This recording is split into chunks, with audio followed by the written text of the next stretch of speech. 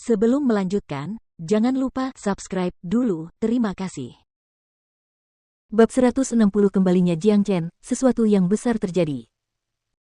Liang Xiao telah mati, itu berarti jatuhnya seorang jenius yang tak tertandingi.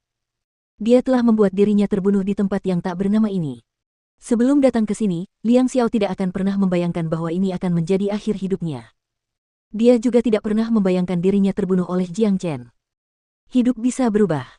Pertarungan antara Jiang Chen dan Liang Xiao telah memberi Yu Zihan pelajaran, yaitu jangan pernah meremehkan lawan. Kalau tidak, konsekuensinya bisa sangat menghancurkan. Jiang Chen melepaskan indera ilahinya dan langsung masuk ke dalam cincin penyimpanan Liang Xiao.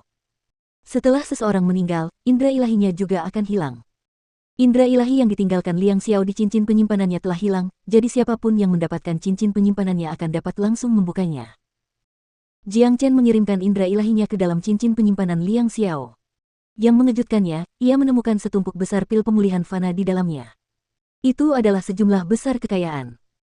Selain itu, ruang di dalam cincin penyimpanan Liang Xiao 5 kali lebih besar dibandingkan dengan cincin penyimpanan Jiang Chen. Jiang Chen memperkirakan ada lebih dari 200.000 pil pemulihan fana yang disimpan di dalam cincin Liang Xiao, dan 10 pil pemulihan bumi. 10 pil pemulihan bumi sama dengan 100.000 pil pemulihan fana. Itu berarti bahwa di dalam cincin penyimpanan ini, ada kekayaan senilai 300.000 pil pemulihan fana. Bagi seorang prajurit inti surgawi, ini sungguh tidak dapat dipercaya. Haha, tidak diragukan lagi Liang Xiao adalah jenius nomor 1 dari Sekte Pedang Surgawi. Sungguh keberuntungan yang luar biasa, tapi sekarang semuanya milikku. Jiang Chen tertawa terbahak-bahak. Ia memperlakukan harta benda ini sebagai miliknya tanpa rasa bersalah. Ia lebih dari senang untuk membunuh seseorang dan merampas semua harta benda mereka. Selain itu, meninggalkan sejumlah besar harta benda ini dilarang oleh hukum alam. Jiang Chen melepaskan cincin penyimpanan di jarinya dan menyimpannya ke dalam cincin penyimpanan Liang Xiao. Dengan ini, ia memiliki ruang penyimpanan yang jauh lebih besar. Selain pil pemulihan dalam jumlah besar, ada juga lusinan ramuan berharga di dalam cincin penyimpanan, dan masing-masing berusia setidaknya 100 tahun. Tidak hanya itu, Jiang Chen bahkan menemukan sebuah buklet berwarna emas. Jiang Chen mengeluarkannya dan melihat beberapa kata tertulis di sampulnya, keterampilan tempur penghancuran besar. Keterampilan tempur ini membawa energi yang dahsyat. Meskipun itu hanya keterampilan bumi rendah, itu adalah keterampilan yang bagus. Tidak mudah bagi seorang prajurit inti surgawi untuk memiliki keterampilan tempur bumi rendah. Yu Zihan berjalan mendekati Jiang Chen. Ia sedikit tenang dan berkata, "Saudara Jiang sangat hebat, bahkan Liang Xiao bukanlah tandinganmu. Sekarang, di antara seluruh generasi muda Provinsi Qi, aku khawatir hanya Nan Beichou yang dapat menandingi saudara Jiang. Aku tidak pernah menganggap serius Liang Xiao, tetapi Nan Beichou adalah seseorang yang sangat luar biasa. Ia dilahirkan dengan takdir yang hebat, sesuatu yang tidak dapat dibandingkan dengan Liang Xiao. Dengan tingkat kultivasi dan kekuatan tempurku saat ini, aku akan dikalahkan oleh Nan Beichou dalam hitungan detik." Sebagai orang suci terhebat di dunia, Jiang Chen adalah orang yang sombong. Orang yang sangat dihormatinya pastilah orang yang luar biasa. Itu bukan apa-apa. Kecepatan saudara Jiang naik level sungguh menakjubkan. Ini telah mencapai titik yang tidak pernah dibayangkan oleh siapapun. Dalam 1 tahun, kamu dan Nan Beichou, orang yang akan menjadi orang terakhir yang bertahan, sungguh sulit untuk mengatakannya sekarang. Yu Zihan kini telah sepenuhnya tunduk pada Jiang Chen. Dia adalah jenius paling ganas dan terkuat yang pernah ditemuinya. Nan Beichou memiliki bakat dan potensi yang besar, dia bukanlah seseorang yang akan tinggal di tempat kecil untuk waktu yang lama, dia memiliki aura seseorang yang berpotensi menjadi seorang raja. Seseorang seperti dia tidak akan pernah menyerah kepada orang lain untuk waktu yang lama.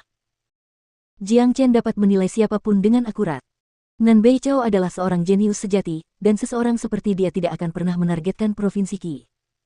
Seorang pria seperti itu memiliki kemampuan untuk meninggalkan nama besar dalam sejarah. Kemanapun dia pergi, dia akan menjadi pahlawan saat itu. Jiang Chen menduga bahwa seluruh Provinsi Qi suatu hari akan menjadi kacau karena Nan Beichou. Ketika Jiang Chen memikirkan hal ini, dia tidak bisa menahan perasaan mendidih di dalam hatinya. Dia tidak hanya tidak takut memiliki musuh seperti ini, dia bahkan merasakan kegembiraan yang luar biasa. Hanya dengan memiliki musuh yang kuat seperti ini, dia tidak akan merasa kesepian dalam perjalanannya. Zihan, apa pendapatmu tentang skill tempur Great Devastation ini? Jiang Chen menyerahkan buklet itu kepada Yu Zihan. Ini milik saudara Jiang, Zihan tidak berani memilikinya. Yu Zihan buru-buru menolak. Ambil saja. Jurus penghancuran besar ini tidak berguna bagiku. Namun, karena Liang Xiao bisa mencapai levelnya saat ini dengan jurus ini, berarti jurus ini cukup hebat. Ini, pedang ini milikmu juga. Bersama dengan pedang panjang yang direnggut dari Liang Xiao, Jiang Chen memegang kedua benda itu di tangannya dan memberikannya kepada Yu Zihan. Ekspresi Yu Zihan berubah drastis. Mereka terlalu berharga. Selain skill Great Devastation, senjata tempur tingkat tinggi saja sudah merupakan harta karun utama.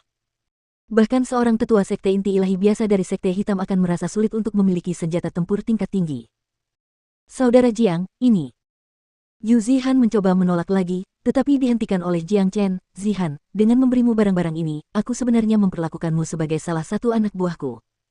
Selama kamu bekerja dengan tulus untukku, akan ada hal-hal yang lebih besar di masa depan. Jika kamu masih ingin menolakku, itu berarti kamu memperlakukanku sebagai orang luar. Jika memang begitu, aku akan menerimanya. Mulai sekarang, saudara Jiang hanya perlu memberitahuku apa yang harus kulakukan, dan aku akan melakukan apapun yang bisa kulakukan tanpa mengernyitkan alisku. Yu Zihan meraih skill Great Devastation dan pedang panjang senjata tempur tingkat tinggi. Dia tahu karakter Jiang Chen adalah pria yang punya pikirannya sendiri. Jika Yu Zihan terus menolaknya, itu hanya akan menunjukkan kepada Jiang Chen bahwa dia pria yang lemah. Lagi pula, apa yang dikatakan Jiang Chen benar. Keterampilan tempur dan senjata tempur ini tidak berguna baginya. Kemampuan Jiang Chen jauh lebih kuat daripada keduanya. Ayo pergi, saatnya kembali ke Sekte Hitam.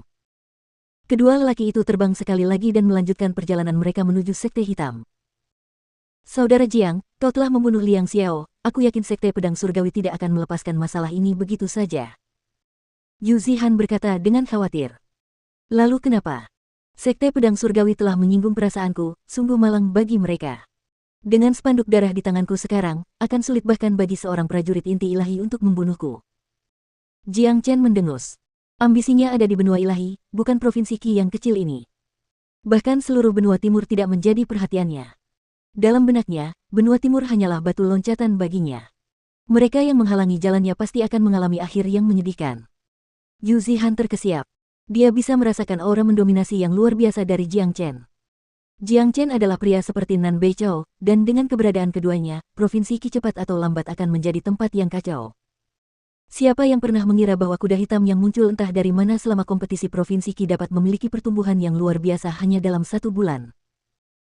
Ketika perjanjian pertarungan 1 tahun terjadi, seperti apa tingkat kultivasi Jiang Chen, Yu Zihan tidak tahu, dan dia tidak berani menebaknya. Kembali ke Sekte Hitam, rasanya seperti bom yang baru saja meledak.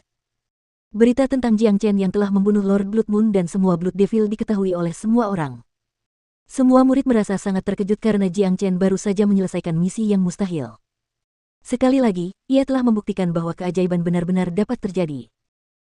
Ini adalah berita yang menginspirasi, tetapi tidak seorang pun bisa merasa gembira karenanya, karena semua orang tahu bahwa Sekte Hitam akan memasuki keadaan kacau sekali lagi. Dengan karakter Jiang Chen, begitu dia kembali ke Sekte Hitam dan diberitahu tentang apa yang terjadi pada Yan Chen Yu dan Han Yan, tidak seorang pun dapat membayangkan apa yang akan dilakukan Jiang Chen. Hanya dalam beberapa hari, dia telah membunuh semua iblis darah.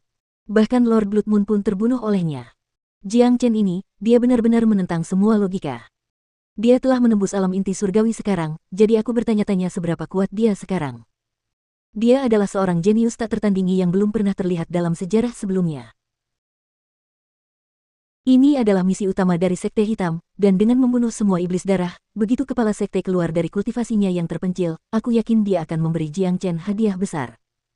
Karena misi ini terkait dengan keselamatan Provinsi Qi, Jiang Chen benar-benar melakukan pekerjaan yang hebat. Jangan sebut hadiahnya dulu, Yan Chen Yu dan Han Yan terluka parah dan sekarang dalam kondisi kritis. Dengan karakter Jiang Chen, begitu dia kembali ke Sekte Hitam, aku yakin dia tidak akan membiarkan masalah ini diselesaikan dengan mudah. Benar sekali, saat Jiang Chen kembali, aku yakin dia akan meledak marah setelah mendengar berita itu, dan Sekte Hitam akan kembali menjadi tempat kekacauan. Jiang Chen memiliki reputasi membunuh semua iblis darah, oleh karena itu kepala sekte perlu melakukan sesuatu untuk menenangkannya, tapi, Fan Kun didukung oleh seorang kakek yang kuat, masalah ini akan sangat sulit untuk diselesaikan. Semua orang membicarakan kejadian yang akan datang. Jiang Chen telah membunuh semua Blood Devil dan kembali sebagai pahlawan. Di Sekte Hitam, ini adalah sesuatu yang harus dirayakan semua orang, tetapi sekarang, perayaan itu mungkin berubah menjadi sesuatu yang lebih besar dan lebih mengerikan. Di puncak Gunung Guosan, Guosan menatap kedua orang yang terbaring di tempat tidur. Dia tidak dapat menahan diri untuk menggelengkan kepalanya, menghela napas panjang, dan berkata, aku sudah berusaha sekuat tenaga, dengan menggunakan semua ramuan yang sudah lama kusimpan, aku telah meramu 3 pil yang dapat memadamkan sumber kehidupan seseorang, tetapi pil ini hampir tidak dapat membuat mereka tetap hidup.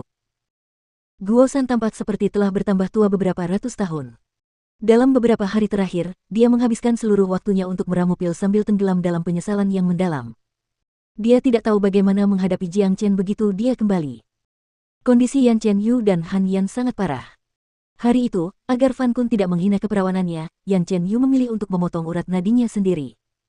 Bahkan dengan kemampuan Guo San, dia hanya bisa membuatnya tetap hidup agar dia tidak langsung mati, tetapi dia tidak bisa membangunkannya dari komanya.